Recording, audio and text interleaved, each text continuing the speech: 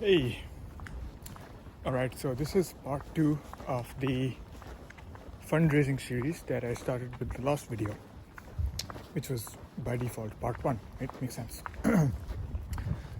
All right, so in the last video, I basically said that no matter what you're building, no matter who you are, what you're fundraising for, it could be real estate, a film you want to make, right?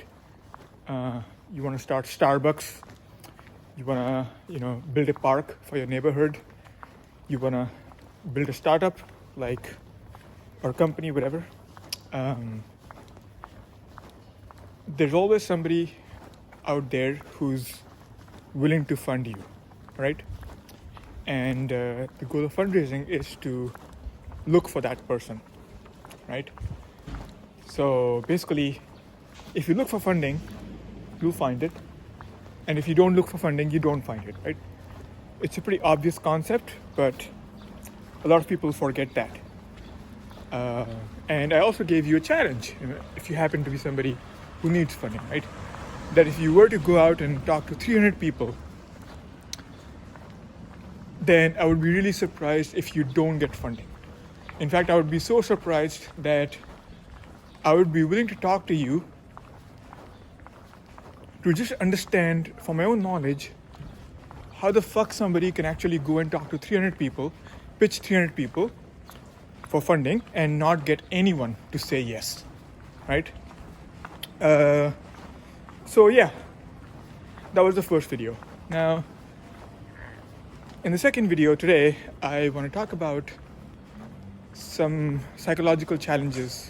more psychological challenges, right?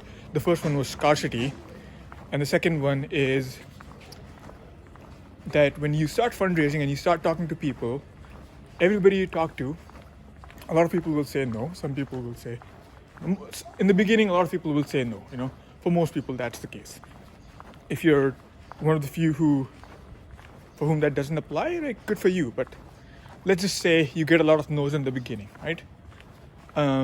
What will happen is that a lot of them will give you reasons or advice for why they said no, or what they want to see in the pitch, or what you should be building instead, what you should be doing instead with your life or with this project, right? People will give you all sorts of feedback, and one of the cardinal sins as an entrepreneur that you could make is to take that feedback, right? To accept that feedback. Because, it's easy to get into a spiral of self-doubt, thinking that, oh, I need to change something. This person said something reasonable, right? They did not understand, or they did not appreciate all these parts of my pitch, and they want to see X, Y, Z, right? They want to see more revenue. They want to see this, they want to see that, right? And you go back to the drawing board, you start rewriting your pitch deck, reorganizing things, you start reworking the story, right? That you want to tell, in the hope that people will find it more attractive, right? And the problem with that, and it happened with my startup pitch, is that you basically have, let's say you were at a restaurant, right? And you're making soup. You have a new soup dish. If you go around the tables and have everybody taste your soup and tell you, oh, I think what I really want in this is broccoli, right? Or somebody says, if you start taking everybody's feedback and then accept all of them and then make your soup into a new soup, oh, by the way, look at that cat. It's a fat cat, right? It's a fat cat. Yeah. Anyway, sorry for the distraction. You're going to end up with undrinkable soup, right? A soup that pleases nobody, including yourself, right? And so the here's the thing, the very first person that your pitch has to convince, right? If the goal is to convince people, or if the goal is to get people excited about your project, right? Or to really feel something visceral about your project, then the very first audience member, the very first persona that needs to get excited by your pitch is yourself as an entrepreneur, right? If you, as the founder, as a pitcher, don't find your own pitch, if your enthusiasm level and your conviction in the project yourself, like if you don't get more and more convinced by your own pitch that this is something you should spend your life, any time of your life building, right? If you don't feel that from your own pitch, nobody else is gonna get it, right? And the reason why you're fundraising as an entrepreneur is so that you can build what you want to do, right? It's so that you can do what you want to do.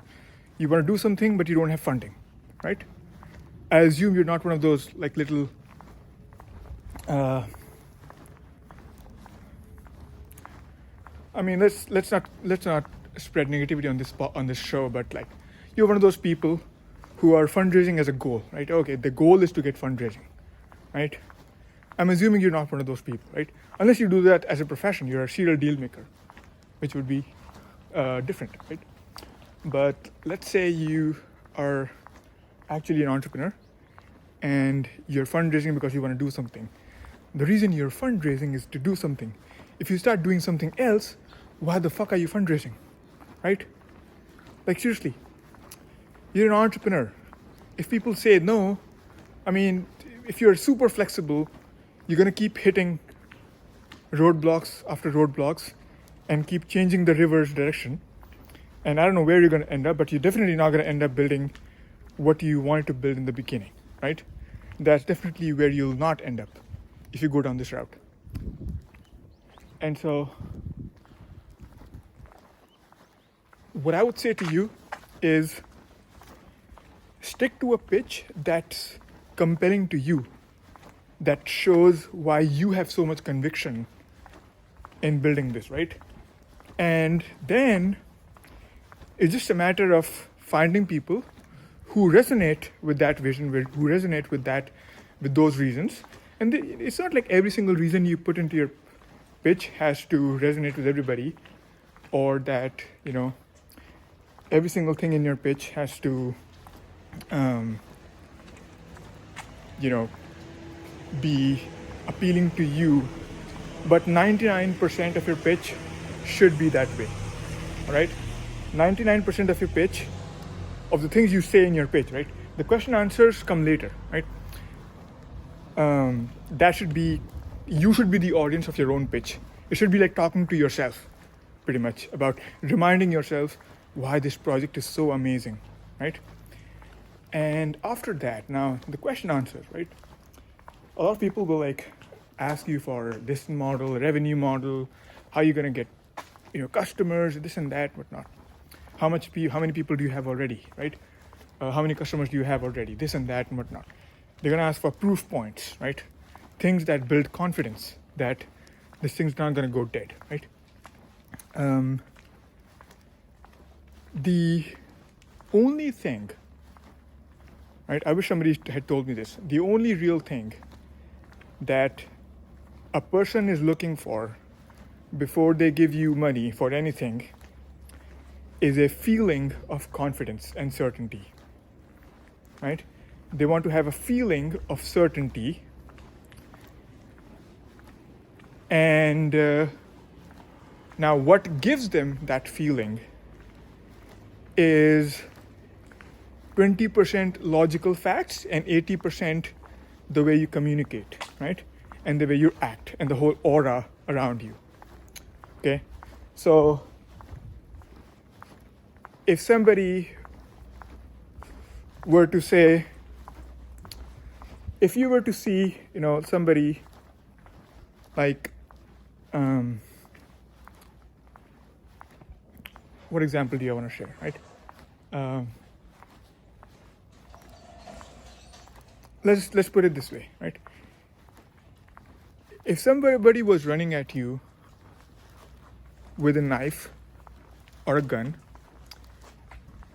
and said, give me your wallet, right? Now, you don't know if the knife is a magic knife, whatever, one of those like trick knives, right? That go in, it doesn't actually stab people, or if the gun is fake, right? But the aura around that person tells you that this person is not fucking around, right? And you pull out your wallet and give it to them, right? Hopefully you do that, right? You're not gonna like fight them or, do dumb shit like in the movies, right? So now if the same person came at you with nicely, like, hey, can I have your wallet? Would you be interested in giving me your wallet? Like, or should I change my pitch? Do you have any advice for me for how I should ask people for their wallets? Which is a lot of what most founders do, right? When they're fundraising, like, hey, Mr. Investor, do you think this is a good idea? Do you think this is a good strategy? Or do you think it's a compelling whatever? They start asking for advice from people, from investors, instead of saying, hey, this is what I'm doing, this is what we're building. And to get in, this is how much it costs, basically, right? You're basically guiding them. Of course, you're being nice, but as soon as you go from give me your wallet to, hey, do you have any advice on how I should, rob people and ask them for their wallets and their money, then your fundraising strategy goes down the drain, right? Doesn't matter how amazing your product is, right? If they don't feel certainty that, yeah, this guy needs my money, he's going to take my money, or I need to give him my money to get in on this, and he seems really certain or really confident, right? Then you're not. Let's just say you're gonna have a rocky road ahead, right? So that's it's a lot of loose thoughts, but I hope that this made sense. It was coherent, right? And I'll see you in the next video. Leave any comments if you have any questions, because I probably left a lot of things unsaid here, right? So anyway, take care.